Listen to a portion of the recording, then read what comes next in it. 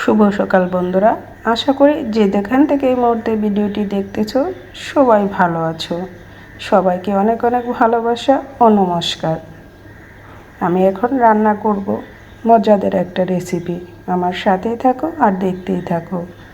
আমি চুলায় কড়াইটা বসিয়ে পরিমাণ মতো তেল দিয়ে গোটা জিরা, তেজপাতা ও কেটে রাখা আলুগুলো দিয়ে দিচ্ছি। আলুগুলো আমি একটু ভেজে নেব। তবে আলু দিয়ে কোনো তরকারি রান্না করার আগে আলুটা একটু ভেজে নিলে তরকারির স্বাদটা অনেক গুণে বেড়ে যায় এবং খেতেও অনেক ভালো লাগে। আর দিয়ে দিচ্ছি স্বাদমতো লবণ। স্বাদমতো লবণ দিয়ে আলুটাকে নেড়ে চেড়ে আমি ভালো করে ভেজে নেব। কারণ এই রেসিপিটা আলুটা একটু ভালো করে ভেজে নিতে হয়। আলুটা ভাজা হয়ে আসলে দিয়ে দিব এখানে বাদাম আর আদা বাটা। আলুটা এভাবেই ভেজে নিতে হবে।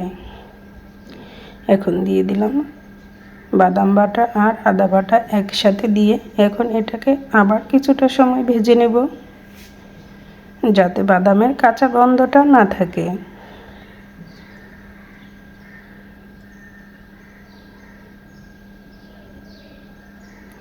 বাদাম দিয়ে আলুটা ভাজা হয়ে গেলে দিয়ে দিব এখানে হলুদ গুঁড়া, ধনিয়া গুঁড়া, মরিচ গুঁড়া।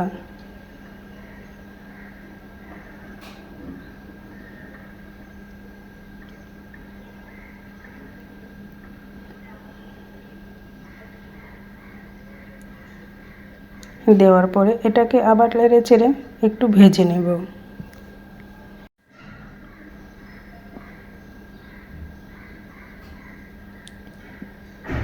এখন দিয়ে দিব কাঁচামরিচ। কাঁচামরিচটা মুখের অংশ কেটে দিয়েছি। আর এখন দিয়ে দিচ্ছি পালং শাক, যা কেটে ধুয়ে আগে রেডি করে রেখেছিলাম। এখন পালং শাক দিয়ে আবার ভালো করে কষিয়ে নেব।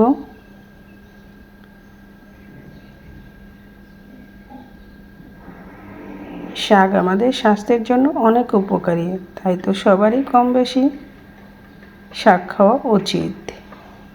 আর এখন শীতের সিজন, শাকসবজি একটু বেশি পাওয়া যাবে।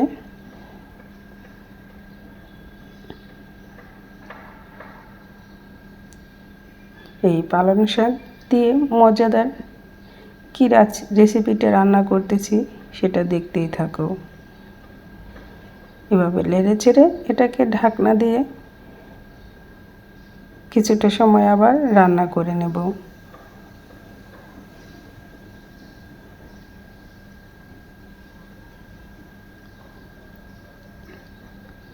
এই পালং শাক আমার মায়ের খুব ফেভারিট ছিল,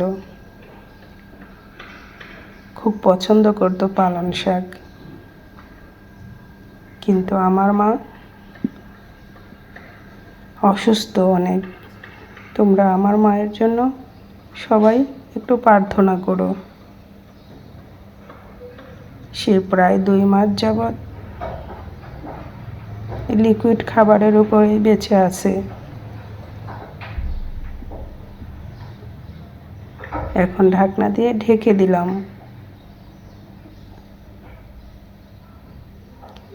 ঢাকনা দিয়ে ঢেকে রান্না করার পর জল উঠে গিয়েছে।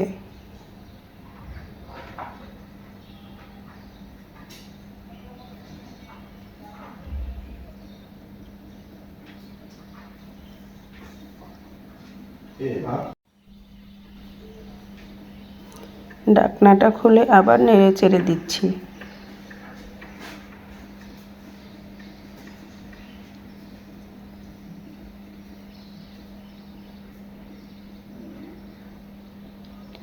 কষানো হয়ে গেলে দিয়ে দিব অল্প পরিমাণ জল,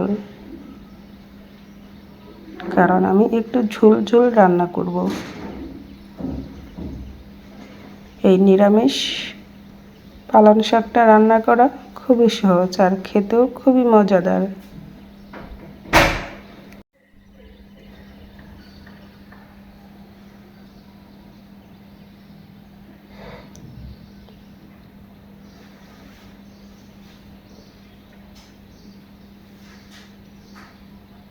এটাকে ঢাকনা দিয়ে আবার একটু সময় রান্না করে নেব। আর এখন দিয়ে দিচ্ছি আমি মজাদার পনির। এই পনিরটা অরিজিনাল গরুর দুধের এবং খুবই সফট, খেতেও খুবই সুস্বাদু। এই পনিরটা আমি বাড়ি থেকে রেডি করে এভাবে এনে ডিপ ফ্রিজে রেখে দেই, রান্না করার সময় শুধু দিয়ে দেই।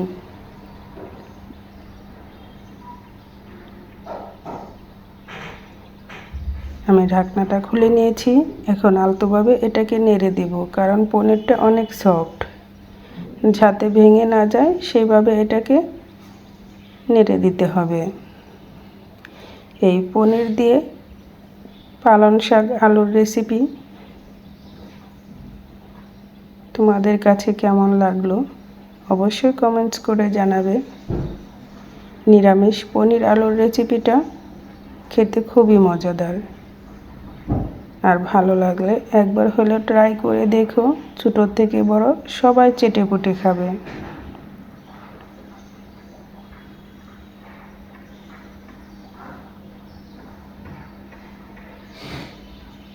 নামানোর আগে দিয়ে দিব জিরা গুঁড়া।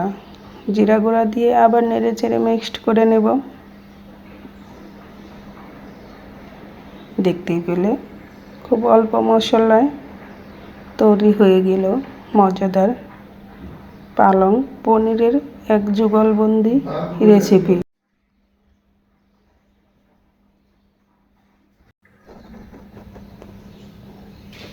এই রেসিপিটা প্রায় হয়ে গিয়েছে।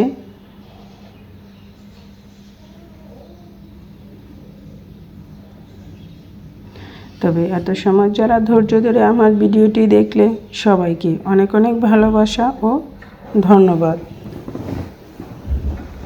এভাবেই আমাকে সাপোর্ট করে সামনের দিকে এগিয়ে যেতে সাহায্য করবে। আর ভিডিওটি দেখতে দেখতে যদি কেউ লাইক দিতে ভুলে যাও, অবশ্যই একটা লাইক দিয়ে ফ্রেন্ডস ও ফ্যামিলির সাথে রেসিপিটি শেয়ার করে দেবে। এখন চুলা থেকে নামিয়ে নিচ্ছি।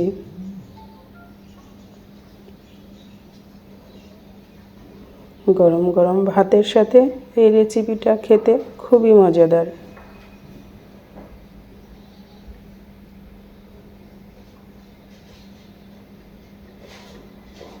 সবাই ভালো থেকো, সুস্থ থেকো।